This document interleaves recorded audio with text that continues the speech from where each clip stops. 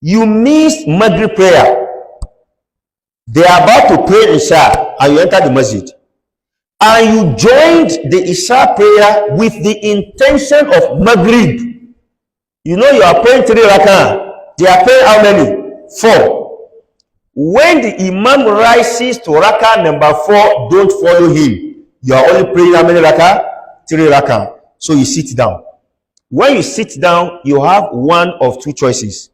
Either you sit down and wait for him to come for the final tashahud and you do taslim together, or as you are sitting down, you are doing atahiyatullah, you finish salam alaikum, you now rise again to catch him for your own first rakah of Isha before he rises from ruku.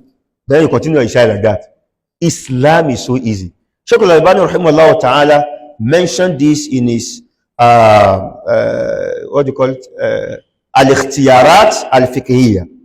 Al-Ikhtiyarat al-Fiqhiyya. Shaykh al-Albani mentioned this opinion that you can do mufaraqatul imam in this instance.